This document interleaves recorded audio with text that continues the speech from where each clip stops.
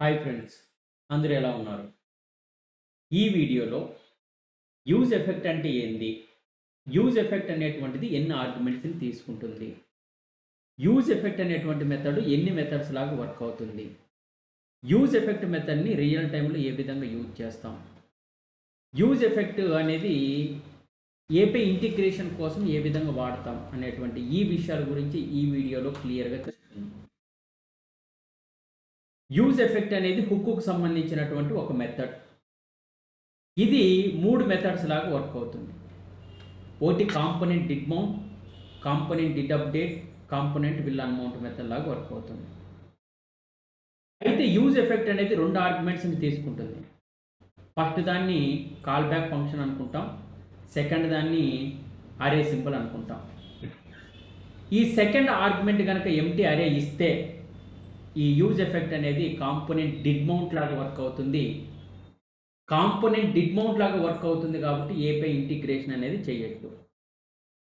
Second case, ఒకవేళ ఇదే use effect అంటే డైనమిక్ అరే సింబల్ లోపల ఏదైనా డేటా కనుక ఇస్తే అప్పుడు యూజ్ ఎఫెక్ట్ అనేది కాంపోనెంట్ డిడ్ అప్డేట్ లాగా వర్క్ అవుతుంది.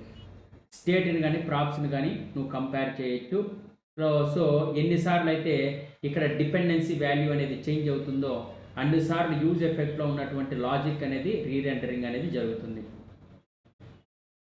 లాస్ట్ థర్డ్ది, ఇదే యూజ్ ఎఫెక్ట్ లోపల ఈ కాల్ బ్యాక్ ఫంక్షన్ ఎండింగ్లో నువ్వే గనక రిటర్న్ అనేటువంటి స్టేట్మెంట్ను వాడితే అది కాంపోనెంట్ విల్ అన్మౌంట్ లాగా వర్క్ అవుతుంది. ఎందుకంటే క్లీనప్ ఆపరేషన్ చేయడానికి.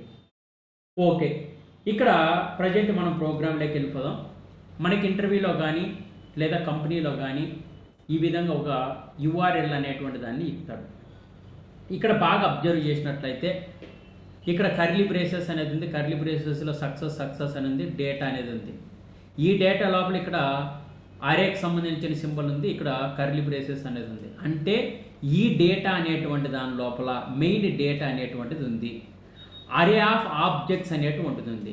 ఈ డేటా లోపల ఐడి అనేటువంటిది ఉంది, ఎంప్లాయీ నేమ్ అనేటువంటిది ఉంటుంది, ఎంప్లాయీ శాలరీ అనేటువంటిది ఉంది, తర్వాత ఎంప్లాయీ ఏజ్ అనేది ఉంది, ఇక్కడ ప్రొఫైల్ ఇమేజ్ అనేటువంటిది ఉంది. దీన్ని మనం ఏ విధంగా ఏపీ ఇంటిగ్రేట్ చేస్తాం అంటే ఇక్కడ చూడండి. ఇక్కడ ఆల్రెడీ ఇది షార్ట్ వీడియో కాబట్టి నేను త్వరగా ఎక్స్ప్లెయిన్ చేయడం కోసం ఆల్రెడీ ఈ ప్రోగ్రామ్ అనేది రాశాను, ఒకసారి అబ్జర్వ్ చేయండి. సో ఇక్కడ యూజ్ ఎఫెక్ట్ ఫస్ట్ మనకు యూజ్ స్టేట్ అనేటువంటి మెథడ్ని, యూజ్ ఎఫెక్ట్ అనేటువంటి మెథడ్ని రియాక్ట్ అనేటువంటి లైబ్రరీ నుంచి ఇంపోర్ట్ చేసుకున్నాం. ఇంకొకటి ఇక్కడ యూజర్ లిస్ట్ అనేటువంటిది ఉంది. Set user list is equal to use state అని చెప్పేసి డమ్మీ ఇక్కడ అరే ఎంటీ అరే అనేటువంటి దాన్ని తీసుకున్నా. కారణం ఏంటంటే ఇక్కడ ఏదైతే డేటా ఉందో ఈ డేటాని నేను ఎక్కడ స్టోర్ చేయాలనుకుంటున్నా, ఇక్కడ ఉన్నటువంటి ఈ ఎంటీ అరే సింబల్లో స్టోర్ చేయాలనుకుంటున్నా. అది కూడా ఎప్పుడు ఏపీ ఇంటిగ్రేషన్ అనేది చేసిన తర్వాత. ఇప్పుడు నెక్స్ట్ క్వశ్చన్, ఏపీ ఇంటిగ్రేషన్ అనేది ఎలా చేస్తారు? మనకు ఫంక్షనల్ కాంపోనెంట్ లోపల యూజ్ ఎఫెక్ట్ అనేటువంటి ఒక హుక్ మెథడ్ అనేటువంటిది ఉంటుంది. ఇది ఫస్ట్ ఇక్కడ ఏదైతే ఉందో దీన్ని యారో ఫంక్షన్ సింటాక్స్ అనుకుంటున్నా. ఈ యారో ఫంక్షన్ సింటాక్స్ని ఎందుకు యూజ్ చేస్తానంటే ఒక కాల్ బ్యాక్ ఫంక్షన్ అనేటువంటిది తీసుకుంటుంది. సెకండ్ ఏంటంటే డైనమిక్ అరే సింబల్. ఇందాక చెప్పుకున్నట్లుగా యూజ్ ఎఫెక్ట్ అనేది 2 ఆర్గ్యుమెంట్ని తీసుకుంటుంది. ఒకటి డైనమిక్ అరే సింబల్, ఇది సెకండ్ వచ్చేసి కాల్ బ్యాక్ ఫంక్షన్. ఈ సెకండ్ ఆర్గ్యుమెంట్ అనేది ఎంటీ అరే ఉన్నప్పుడు ఇక్కడ నువ్వు ఏం చేయొచ్చు, ఇది కాంపోనెంట్ డిడ్ మౌంట్ లాగా వర్క్ అవుతుంది కాబట్టి అప్పుడు ఏపీ ఇంటిగ్రేషన్ అనేది నువ్వు చేయొచ్చు. అయితే ఇదే ఏదైతే కాల్ బ్యాక్ ఫంక్షన్ అనేటువంటి ఉంటుందో ఇదే కాల్ బ్యాక్ ఫంక్షన్ లోపల నేనేం చేస్తున్నానంటే ఇక్కడ ఫెచ్ ఏపీఐ డేటా అనేటువంటి ఫంక్షన్ని పిలుస్తున్నాను. అంటే ఇది ఒక కాల్ బ్యాక్ ఫంక్షన్ అనుకుందాం. ఇది సడన్గా ఎక్కడికి వెళ్తుంది, ఏదైతే ఇక్కడ కాన్స్ట్ 8వ లైన్లో చూడండి, const fetch data is equal to అనేటువంటిది ఉంది. ఇక్కడ ఫెచ్ అనేటువంటి ఒక మెథడ్ ఉంది, దాని సహాయంతో ఏపీఐని తెచ్చుకున్న రెస్పాన్స్ అనేది జేసన్ ఫార్మాట్లో కన్వర్ట్ చేసిన జేసన్ ఫార్మాట్లోకి వచ్చినటువంటి డేటానంతా కూడా మనం సెట్ యూజర్ లేక్ అనేటువంటి దాంట్లోకి నేను అప్డేట్ చేస్తున్నా. అది యూజర్ లిస్ట్లోకి వచ్చింది. ఆ యూజర్ లేక్ వచ్చినటువంటి డేటాని నేనేం చేస్తున్నానంటే ఇక్కడ టేబుల్ అనేటువంటి దాన్ని యూజ్ చేసుకున్నాను. ఇక్కడ మనకు ఒక రో కావాలి కాబట్టి ఆ టేబుల్ రోలోనే ఐడి నేము శాలరీ ఏజ్ అనేది ఒక హెడ్డింగ్ అనుకుంటున్నా.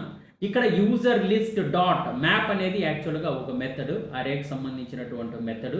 దాన్ని యూజ్ చేసి మనం ఏం చేస్తామంటే డేటా అరే ఆఫ్ ఆబ్జెక్ట్స్ అనేటువంటి దాన్ని ఇటరేట్ చేస్తాం. ఇక్కడ ఐటమ్ అనేటువంటి దాన్ని తీసుకున్నాను. Item dot ID, item dot employee name, item dot employee salary, item dot employee age అనేటువంటి దాన్ని అయితే నేను డిస్ప్లే చేస్తున్నా.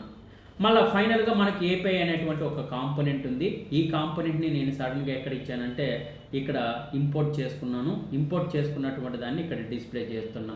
ఫైనల్గా ప్రోగ్రామ్ని మనం రన్ చేసినప్పుడు ఇక్కడ ఏపీఐ ఇంటిగ్రేషన్కి సంబంధించినటువంటి ఐడి, నేము, శాలరీ, ఏజ్ అనేటువంటిది డిస్ప్లే అయింది. సో ఇది షార్ట్ వీడియో కాబట్టి క్విక్గా చెప్పాను. నెక్స్ట్ వీడియోలో అంటే మెయిన్ వీడియోని నేను ఏం చేస్తానంటే అసలు దీనికి స్టైల్స్ని ఏ విధంగా యాడ్ చేస్తారు, తర్వాత ఏపీఐ ఈ టేబుల్ని ఎట్లా క్రియేట్ చేస్తాము, ఏది గ్రిడ్ని ఎట్లా యూజ్ చేస్తాము, ఓకే, తర్వాత ఈ పెచ్ని డేటాని ఎట్లా కన్వర్ట్ చేస్తాము అనేటువంటి అన్ని విషయాలను కూడా పూర్తిగా క్లియర్గా ఎక్స్ప్లెయిన్ చేస్తాం మెయిన్ వీడియోలో.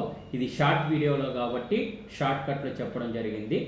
సో ఎవరైనా మన ఛానల్ని కొత్తగా చూస్తున్నట్లయితే సబ్స్క్రైబ్ చేసుకోండి. మీకు వీలైనంత త్వరలో రియాక్ట్, రెడక్స్, నోట్ జేఎస్, ఎవరైతే ఫుల్ స్టాక్ డెవలపర్ కావాలనుకుంటున్నారో ఈవెన్ నోట్ జేఎస్ కానీ, పైథాన్ కానీ, లేదా MySQL కానీ, MongoDB కానీ, ఇవన్నిటిని కూడా ఈ రోజు నుంచి కంటిన్యూగా ఎక్స్ప్లెయిన్ చేస్తాను. సో మీకు ఏమైనా డౌట్ ఉంటే కనుక కమెంట్ రూపంలో మీరే కనుక మీ మీ విలువైనటువంటి కమెంట్ని కనుక నాకు సెండ్ చేస్తే దాన్ని చూసి నేను మీకు రిప్లై అనేది ఇస్తాను. Thank you so much.